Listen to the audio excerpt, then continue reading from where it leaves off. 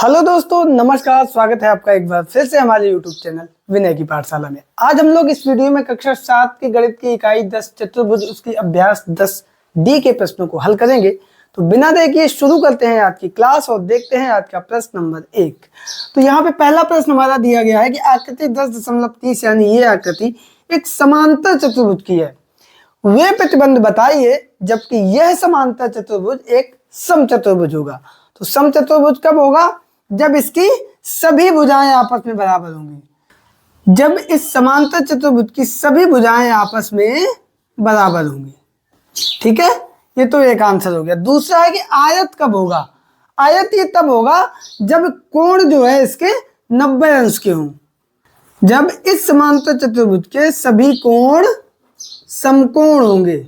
ठीक है, अब आगे कह रहा है कि वर्ग कब होगा? तो वर्ग तब होगा जब इसके कोण 90 अंश के हों, साथ ही साथ सभी भुजाएं भी बराबर हों।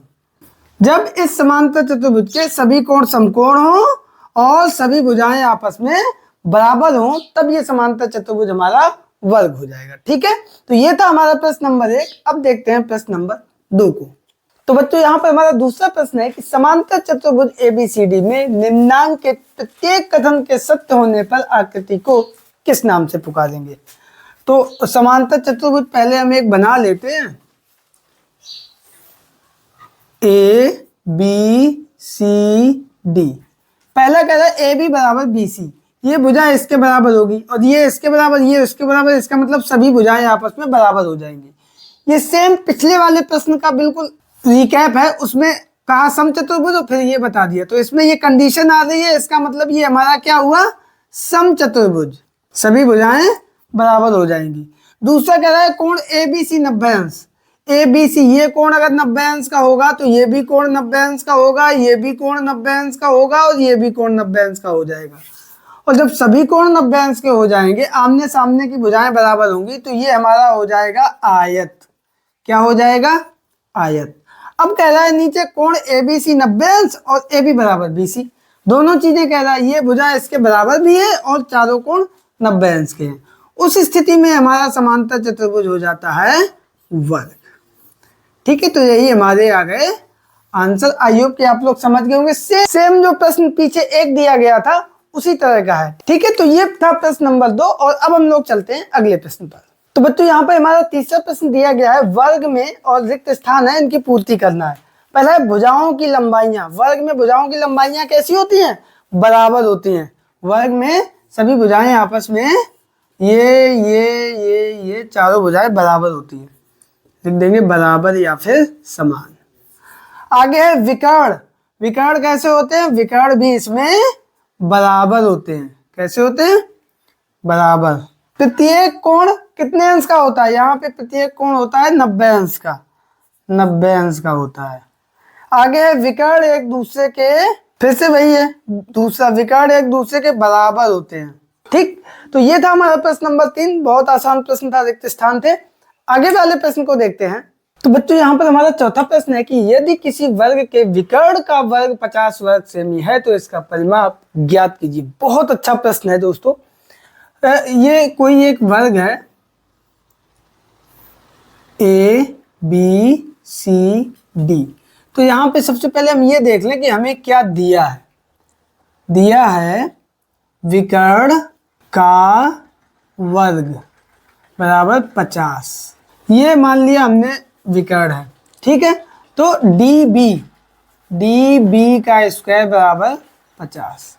तो डी बी का स्क्वायर, ये चूंकि एक पाइथागोरस प्रमेय में लगे कि ये समकोण त्रिभुज है, तो यहां से समकोण त्रिभुज ए बी डी में पाइथागोरस प्रमेय से ए बी की घात 2 प्लस ए डी की घात 2 बराबर डी बी की घात 2। तो यहाँ पे डी बी की घात 2 की जगह पे हम लिख सकते हैं ए बी की घात 2 प्लस ए डी की घात 2 बराबर 50। और ये चूंकि वर्ग है तो यहाँ पे ए बी बराबर होगा ए डी। क्यों? क्योंकि ये क्या है? वर्ग है। तो इसलिए ये हो गया ए बी की घात 2 प्लस ए बी की घात 2 बराबर डी बी की घात 2। तो ये ए बी की घात 2 प्लस ए बी की घात 2 बराबर 50। तो 2ab की घात 2 बराबर 50। तो यहाँ से ab की घात 2 बराबर आएगा 50। 2 इधर गुणे में बटे में आ जाएगा, भाग दे देंगे 25। तो यहाँ से ab की घात 2 बराबर कितना निकल के आया 25, या ab बराबर 25 का हम ले लेंगे वर्गमूल 5 सेमी। अब परिमाप निकाल दो। परिमाप का सूत्र क्या होता है वर्ग में? परिमाप अतः परिमाप बराबर 4 गुणे भुजा। भुजा कितनी आई 5 सेमी। 4 गुणे 5, 4 पंचे 20। 20 सेमी इसका जो है परिमाप आ गया और यही हमारा आंसर हो गया। आई होप कि आप लोग समझ गए होंगे। अब चलते हैं अगले प्रश्न पे। तो 5वां प्रश्न है यहाँ पर, आपकी पुस्तक के एक पन्ने का विकर्ण दूसरे विकर्ण से छोटा है, क्या यह पुस्तक आयताकार है? देखो, अगर आयत होगा तो उसके दोनों विकर्ण आपस में कैसे होंगे? बराबर होंगे। और ये कह रहा है कि विकर्ण छोटा है, इसका मतलब ये पुस्तक आयताकार नहीं होगी, समांतर चतुर्भुज टाइप में होगी, तभी एक विकर्ण इसमें बड़ा होता है, ये हमारा बड़ा है और ये विकर्ण हमारा छोटा होता है। ठीक है, तो क्या ये पुस्तक आयताकार है? नहीं, नहीं, पुस्तक आयताकार नहीं है। यही हमारा आंसर आ गया।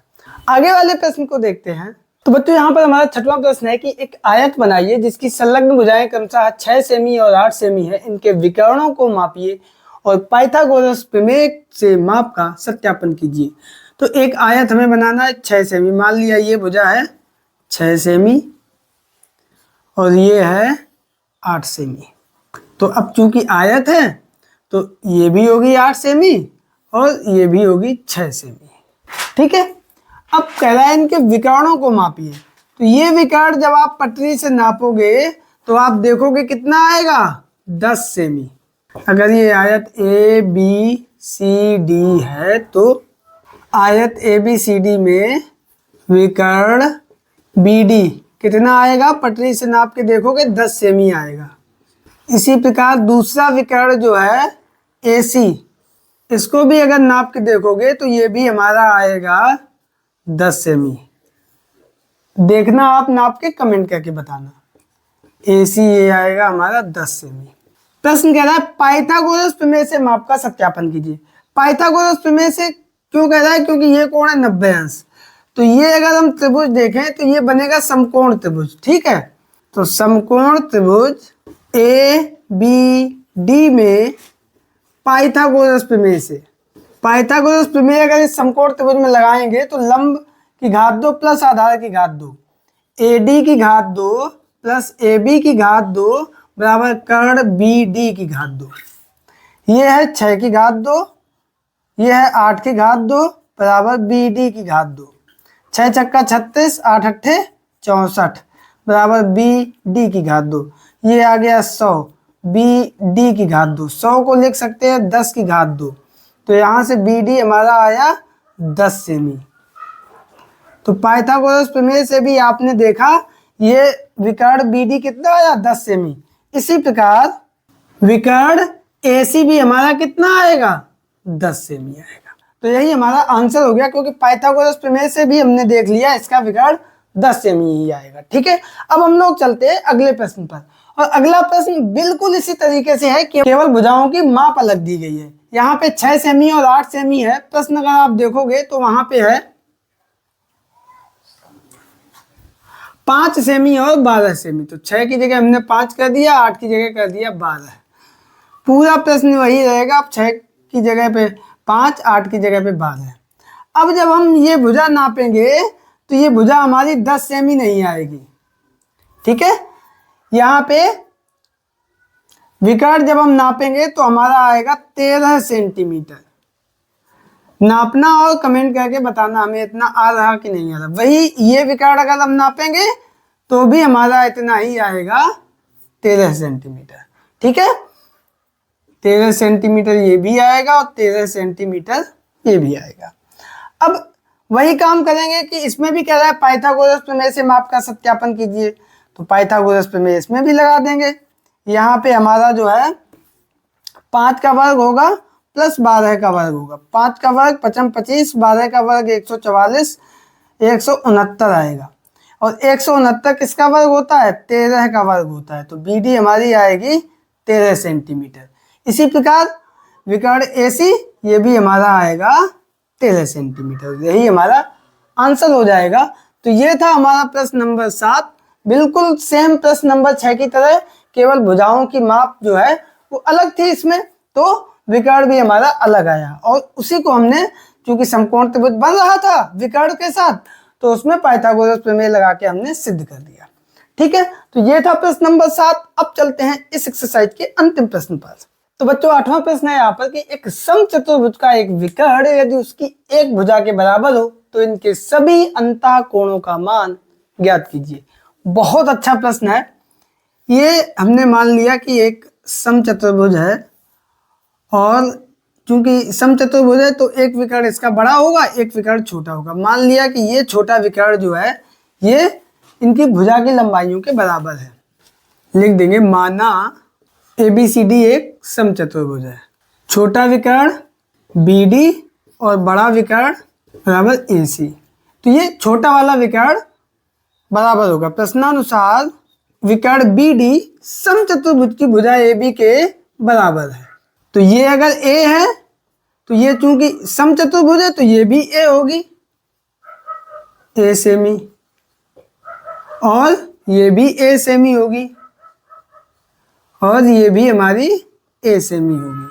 चूंकि समचतुर्भुज की सभी भुजाएं आपस में बराबर होती हैं, अतः AB बराबर A सेमी, BC बराबर A सेमी, CD बराबर A सेमी, AD बराबर A सेमी, और विकर्ण DB या BD ये भी हमारा A सेमी। अब यहाँ पे विकर्ण डाल दिया तो यहाँ पे जो है त्रिभुज बन रहा है। चित्र में त्रिभुज DEC में ये भी भुजा A सेमी, ये भी A सेमी, और ये भी हमारी A सेमी। तो ये हमारा कैसा त्रिभुज बना? समबाहु त्रिभुज बना। सभी भुजाएं बराबर हैं, अतः यह कैसा त्रिभुज है? समबाहु त्रिभुज है। समबाहु त्रिभुज में तीनों भुजाएं बराबर होती है तो इनके कोण कितने अंश के होते हैं? 60 अंश के। ये भी कोण 60 अंश का, ये भी कोण 60 अंश का, ये भी कोण 60 अंश का। तीनों भुजाएं बराबर होंगी तो तीनों कोण बराबर होंगे। अतः इस त्रिभुज का कोण C बराबर 60 अंश, कोण BDC बराबर 60 अंश, और कोण CBD बराबर भी 60 अंश। ये कोण 60 हो गए। इसी प्रकार त्रिभुज ये भी वैसे ही त्रिभुज बन रहा है, समबाहु त्रिभुज, ये भी है, ये भी है, ये भी है। इसी प्रकार त्रिभुज ABD में कोण A कितना होगा? ये हमारा 60 अंश, कोण A बराबर 60 अंश, ये वाला कोण 60 अंश, कोण ABD बराबर 60 अंश, और ये वाला कोण ADB ये भी हमारा 60 अंश। प्रश्न पूछा है चतुर्भुज के अंतः कोणों के मान। तो यहाँ पे देख लो, अतः चतुर्भुज के अंतः कोण A कितना आया? 60 अंश। कोण B कितना होगा? 60 + 60। कोण B बराबर कोण ABD प्लस कोण DBC 60 धन 60 बराबर 120 अंश। और कोण C हमारा कितना होगा? 60 अंश। और जैसे कोण B आया वैसे ही कोण D 60 और 60 120 अंश। कोण D बराबर 60 धन 60 बराबर 120 अंश। तो दो कोण हमारे 60 अंश के निकल के आए और दो कोण हमारे 120 अंश के निकल के आए। यही हमारा आंसर आ गया। आई होप कि आप लोग समझ गए होंगे। प्रश्न लगाने में थोड़ा बड़ा हो गया लेकिन समझने में बहुत आसान है। चूंकि समचतुर्भुज था तो सभी भुजाएं बराबर थी, ए और विकर्ण की एक भुजा बराबर थी, तो ये तीनों भुजाएं बराबर हो गई। समबाहु त्रिभुज हो गया 60 60 60। वही ये समबाहु त्रिभुज हो गया, तीनों भुजाएं बराबर थी तो इसके भी कोण 60 60 60 हुए। तो ये कोण 60, ये 60 और 60 120, ये 60, ये 60 और 60 120। तो इस प्रकार से चारों कोणों के मान हमारे निकल के आ जाते हैं। और इसी प्रश्न के साथ हमारी ये एक्सरसाइज भी कंप्लीट होती है। आई होप कि आप लोग इस पूरी एक्सरसाइज को बहुत अच्छे से समझ गए होंगे। वीडियो पसंद आने पर इसको लाइक करें, दोस्तों के बीच में शेयर करें और चैनल पर अगर पहली बार आ जाए तो इसको सब्सक्राइब करके ऑल नोटिफिकेशन प्रेस कर लीजिए। मिलते हैं अगले वीडियो में एक नई एक्सरसाइज के साथ, तब तक के लिए नमस्कार।